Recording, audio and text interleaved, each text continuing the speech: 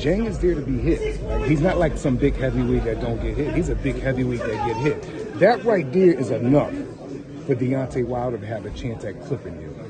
You're a big man, you're a bigger target. That means your defense is slower. I don't care how dangerous you is, the bigger you are, the slower you move. You're lazy sometimes, which means you give your opposition the opportunity to hit you. You're lazy sometimes. You're a bigger man. You can't get out of the way of the right hand too quick. So those are things that's on our side, but this is a bunch of things that may possibly go against us. Deontay has fought southpaws, but he never fought a southpaw like this, concerning size, concerning back foot counters, concerning all of these things. So it's a very dangerous fight, but I also believe the opportunity itself that it presents for Deontay to take him exactly where he's trying to go for his next fight. And lastly, it was just a congratulations on your man Zoro becoming a cruiserweight champion. And you know, it's not really highlighted enough, I think, your actual training and the fighters you're bringing through to the stable. So I'm going to say congratulations. Yeah, Zoro Ramirez, in my opinion, he's the best cruiserweight in the world. Better than Jack? Better than who? Jai. I was hoping you didn't bring that up, but like I said, he's the best cruiserweight in the world. Right. If there's any fight that I'm looking forward to him having someday, it is against that. And I think that should be in Saudi. But he's a big, tall guy that get under hooks better than any short guy. He has a long jab. He has heart, every attribute that a fighter should have. Zoro Ramirez has. He's a hard worker. He'll come here in front of you guys and be an extremely sweetheart. Like he's a good guy. He's all around animal in the ring. Animal in the ring, though, yes. Thank you so much, Malik. It's been really good to know some multiple takes. Malik, great. Yes, welcome to London. Deontay Wilder's demeanor seems very what we're accustomed to. I think we've seen something similar with Anthony Joshua after he took a defeat in terms of going back to the basics. He said that he can feel the beast rising in him again. What would you attribute that to? Why is it different this time around for him? I don't know. Sometimes it could just come of age. I know people I have friends of mine that they used to be street runners, street gangsters. As time went on, I see them 20 years later, they got 3 kids. Their mindset is a lot more chill. They really don't have time for the activities we used to have time for. So I use that analogy to say that's not the exact thing, but as you get older and you experience different things, your love for different things may change. But unfortunately for Deontay, he has a killer instinct in him and a stubbornness in him that I don't believe that could be cut off. I don't believe that he could change that really. I believe that he is who he is. He's a very violent man, not just in the ring. If he's not in the ring, he's shooting guns. If he's not shooting guns, he's handling business very aggressively. If he's not doing that, he's being aggressive with other things. It's just who he is.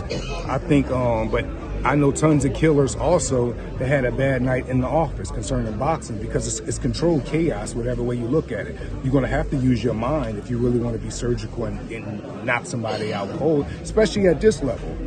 And he went in there with, to me, an opponent that doesn't get a lot of credit. Him or his training. Andy Lee and Joseph Parker had an incredible methodical game plan. They did just enough to win the rounds. They did just enough to take a chance. They did just enough before you look up, we down 8 rounds, and now they're being very methodical, very protective, and being very surgical in their own ways. And at this time, Deontay is having the worst night of his career. So the ball really was in a quarter on that night because not from luck, from good game plan and Deontay just having a bad night in the office, not being able to pull the trigger. I've seen it happen to the best.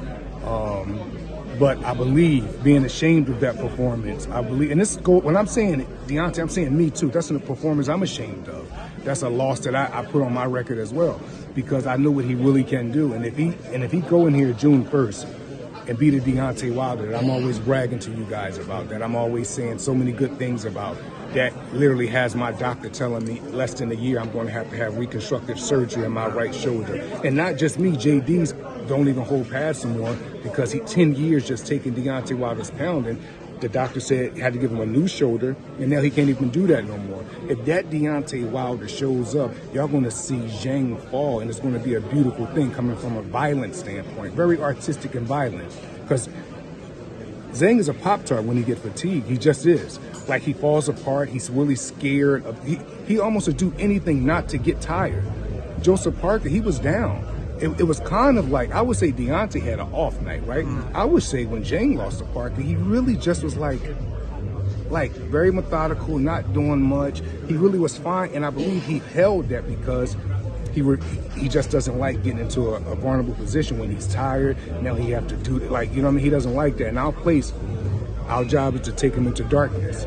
Our job is to see how he reacted to that. We already know how he reacted to that. But when the going get tough and the tough get going, I believe Deontay Wilder is a much more tougher man than Zhang. Zhang is big and he's dangerous, like, you know what I mean? So I'm not going in here stupid, but I also know what my guy possesses. And what my guy possesses is God-given, and when he wants to, he can be very defensively responsible, and when he wants to, he can stick to game plans, and when he wants to, he can knock you out off the back foot. No one said nothing about him boxing off the back foot when he ice-cold Helenius like no one ever done off the back foot.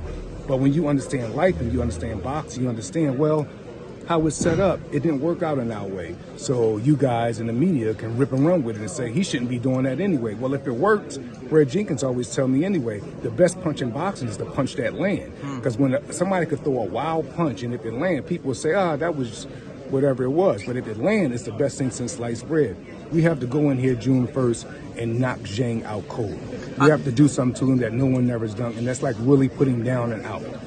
I will ask you, as a coach, how do you keep the balance between teaching him new things and not dampening that killer instinct that you spoke about? You said he's a very violent man, and I think we all didn't see that in his last performance. How do you keep the balance between trying to sharpen his tools, but also keep that violent...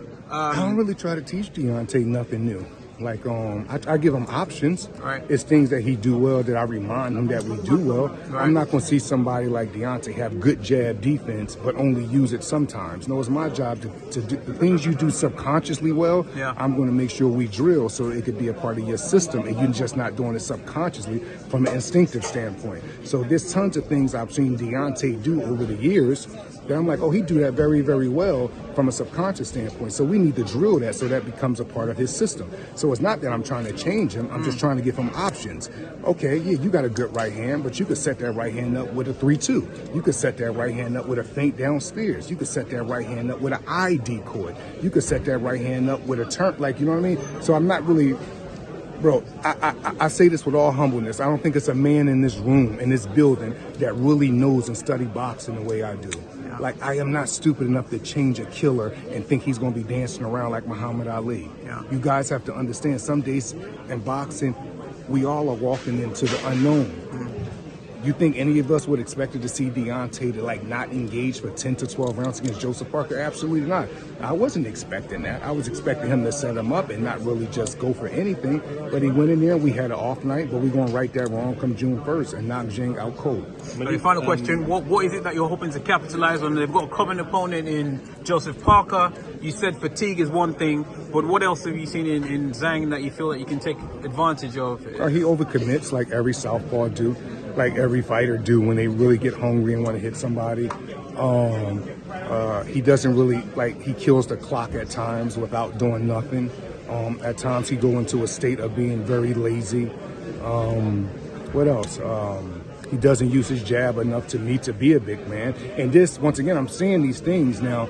This doesn't take credit away from his great trainer, Sean George, who I come up with. It's just that when fighters get in the ring sometimes, I say, hold on, I'm gonna let you guys go after this. I say this to say, it's talent having speed and throwing combinations and doing all this stuff. But it's even, the real talent is being able to follow directions. The real talent is how many fighters can stick to a game plan. You know what I mean? You can go in there and throw punches and slip and dip all you want, but if you can't stick to a game plan and remain disciplined defensively while you're going in there, it really don't mean nothing. We have to be very, very careful with this big, dangerous man, and we have to protect ourselves.